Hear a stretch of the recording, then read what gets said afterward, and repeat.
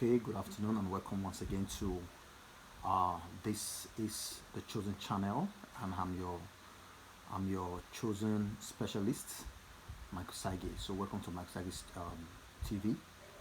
This is about the chosen, what they need to know about themselves. And if you don't know what the meaning of chosen is, please I advise you to just go check some of the videos I've been posting for the past 1 year. You can find out 7 ways to know if you are chosen. You could just be a chosen person without knowing. You know, it's not your fault because a lot of people, even in the Bible times, they didn't know who they were until they got to a point of self realization, self awareness, and we'll be talking on self awareness in our subsequent posts, in our subsequent discussion. Today, we're looking at when the chosen ones are in the in the wrong profession, when they are in the wrong job, or when the chosen ones are in the wrong occupation. What are they meant to do? What are they supposed to do? Now let us take it back to the times, or to the Bible times. Remember when Jesus Christ, after his baptism, then was led to the wilderness to to pray and fast. The Bible said the Holy Spirit led him to the wilderness to be tempted by the devil. Okay. So the Holy Spirit did not lead him there to pray and fast. So he knows that he is going to see some tests and some temptations.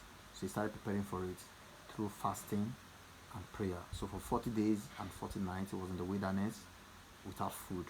He didn't eat anything. So the Bible said when it was the 40th day, he became very hungry, and that was when the Holy Spirit came. Okay, now let us talk about the occupation now. What was Jesus Christ's occupation before the baptism? The Bible said he was a carpenter. How did he become a carpenter? He became a carpenter through his father, his earthly father, Joseph. So Joseph was a carpenter, and we all know that it's an easy thing that children can easily just learn profession from their parents. Children can easily learn from their parents, as their parents are even some children that their parents are even in high professions that requires a lot of training, like medicine and engineering. Some children that are very smart, they can pick up their parents' book and start reading. I think there was a story I read some time ago that a child who was studying the father's book on delivery. The father is a medical doctor, and he was studying the father's book on delivering, and before you know it, on delivering an expectant mother. Before you know it, he came across a situation where a woman was suddenly in labor, and that was a restaurant, or was it a restaurant or a mall or so. Because of the knowledge the child had, he was able to assist that woman to give birth successfully. And this boy was just around there, 14 years old or less. So what happened? They had to invite the boy for a lot of investigations, and they want to know how he got to know about this. And before he knew it, he too was enrolled in the medical school. So children tend to learn more from their parents. So Jesus Christ too was in that line. He too was with the father. He was with the father, and I think after some time, Joseph passed, because the Bible didn't talk much about Joseph. It was more of Mary. Even during his crucifixion, it was Mary that was there. When he told John, one of his apostles, to take Mary home to care for her. I say, mother, behold your son, son, behold your mother. Why he was on the cross, why he was going through the agony just before he died. So now we're talking about Jesus Christ. He was in the wrong profession before the age of 30. So, but doesn't mean that the profession was not beneficial to him. It was beneficial to him. Doesn't mean that the profession was not good. It was good. Doesn't mean that the profession was not meeting his needs. It was meeting his needs. But was that his right profession? No, that wasn't his right profession. So you, as a chosen one, you are in the profession right now, right? But does it mean that the profession is going to stop you from becoming who you are? No. Okay, so you might be in the wrong.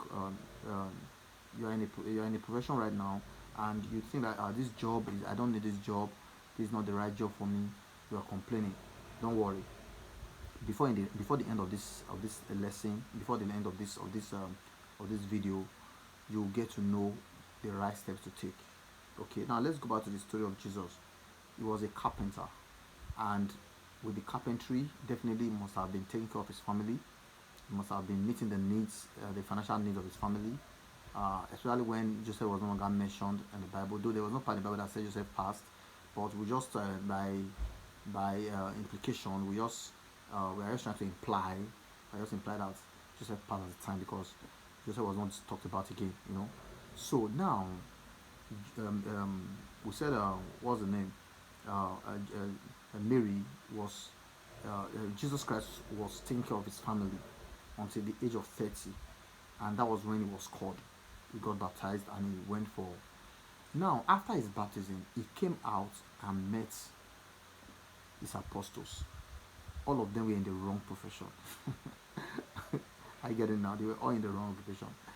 So he met Peter. Peter was a fisherman, and he told him. He said, "What are you guys doing?" He said, "We've been fishing since yesterday. We've been doing everything since last night, all through the night. We couldn't even catch more than let me just try to hype it, more than five fishes, and you know, it's been a whole lot of stress all through the night. We've been working and working." So that's where just guys came in. He said, "Okay, you know what? Let me see how I can assist."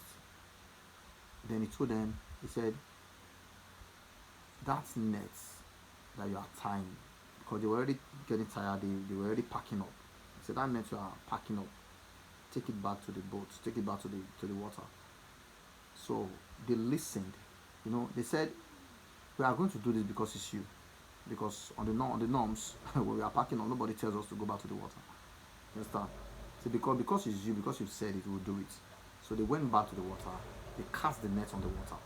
And what happened? They said the net almost broke because the fish that came on the water they were just too many. There were too many that they had to call other boats. They had to call other people to join to help in pulling up those things. And when they were done, they were able to move the many fishes, plenty of fishes, to the shore. So when they got to the shore, that was when Peter came to a point of self-awareness. I keep talking about this self-awareness. So that was where Peter came to a point of self-awareness. And Peter asked, he said, "Go away from me. I'm a sinner. I'm a sinner. Go away from me, I'm a sinner. You cannot come near me because you are too holy." So that was what Peter told Jesus Christ, because he saw what he wasn't even expecting. That throughout the night, we labored all through the night, and this morning we are already packing to go home, and you just came and said, "Put this thing back in the water," and look at it, everywhere was fish. So what happened? Peter said, "No, I have to depart from us, please." That was when Jesus Christ told him that, "See, you are in the wrong profession. You are called for something else." You get it? So we don't know how old Peter was. We don't even know whether he was already 40. We don't know whether he was already 50. We don't know whether he was still 30, because Jesus Christ was around 30 years when this thing happened. Okay, let's assume they were, because Jesus Christ was already married. I'm so sorry about that. Peter was already married, because the Bible said Peter had a wife. So let's say a man of like 35, right? Okay. So now Peter was already he said, "You are going to follow me. You will become a fisher, but this time around, not a fisher of fishes. You become a fisher of men." So he made him understand that, see, when it comes to money, we can make money, but we are here for something more important than money. He made him understand that the power to make money is for me. That's why I said, the Bible said that God has the power. God gives us the power to make wealth. So you cannot make wealth by yourself. So even in the course of trying to make wealth, if you leave God out of it, you are making a mistake. The power to make wealth is from God. You get it? So you can't be in whatever profession you are as a chosen one. Just know that you can't even become rich through that profession without God. No matter how, irrespective, even if you're in the highest paid occupation in this world, you get it? You still have to know that it's God's will for you. So the power you are used to make wealth is from God. So that's it. You can see that some of the videos I've been making for this period, I tend to yawn. It's just because it's been a very busy 2 weeks for me because of where I work. Okay, it's been a very busy 2 weeks, so you'll bear with me. Don't worry. Very soon I'm going to vacation, so I'll have enough rest, and my videos will all be coming out back to back, and I won't be yawning much like this. Okay, so that is it. So now Peter was in the wrong profession, and now God, Jesus Christ told him, come to the right profession. Doesn't mean that everything he has been doing is bad. No. You get it? It's still, Jesus Christ still used it to make a claim to him that you are a fisher, but now you become a fisher of men. So the skills you've learned in fishing, you are still going to apply it. So whatever you are doing now, the chosen one, whatever profession you are now right now, please don't ever think that it's out of place. Don't think that this thing is just that you are that skill you are the skill you are gathering from that profession. You are still going to apply it someday. By the time you start doing what God actually called you to do. Okay, so don't look down on your profession. Don't, as long as you are not into something crime, you are not breaking the law of the land, you are not breaking the law of God, you are not breaking the law of humanity, and you are not breaking the law of your own body. You are not sinning against your body. You are not into prostitution. You are not into halotry. You are not into stealing. You are not into. I don't just want to mention some professions. I'm sorry. Some things that people occupy themselves with. You get it? You are not selling things that people will take.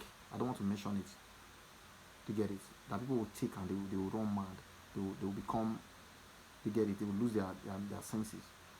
As long as you are not into those things, you are doing something legit, something that is approved by the government. You get it? So as long as you are doing those things, don't worry.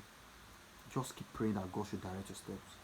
God should order your step according to his righteousness, and you are going to come to the profession, to the right profession. You are coming to the right profession where you now know that okay, this is where I really belong. So what you need to do while you are still in the wrong profession, what are some of the things you need to keep doing is that you need to keep developing yourself. Okay, keep developing yourself, keep training, be taking some trainings, be reading books that are in line. You know, I told you the other day, I said everything you do should be in line with your will, because they can't take away your will. No matter how bad the economy is, they can't take away your will. They can only try to push you, to suppress you, but they can't take away your will. They can't take away your power.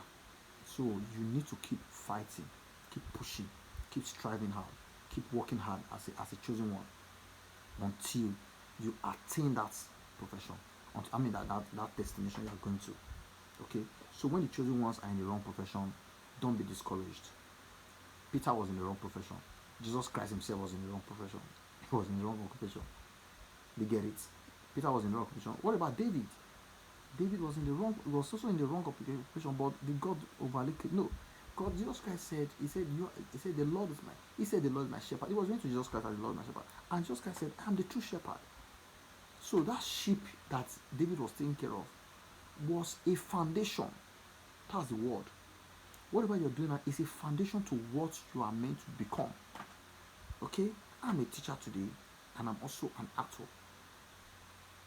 And I'm also a preacher. Look at these three things. And come to think of it, these three things work together. Okay, what am I doing? I'm teaching, right? I'm also kind of preaching. Then I'm still going to act it out someday. Just that to act, to do a movie, you need support. You need there's a lot of things that are involved for movies. You understand? So that is why it's not just easy to just jump and say you want to do a movie or you want to do something that people watch, because people tend to even remember more when they watch a movie than even when they listen to the teaching. To get it, so that is why sometimes we have to also throw movie out there so that they watch it and they get to understand this chosen thing. So you can see that these three things. I started as a teacher.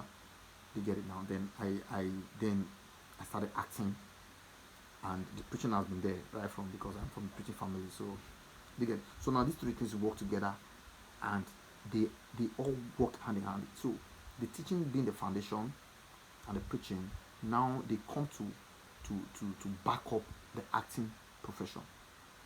I don't know if you understand what I'm saying.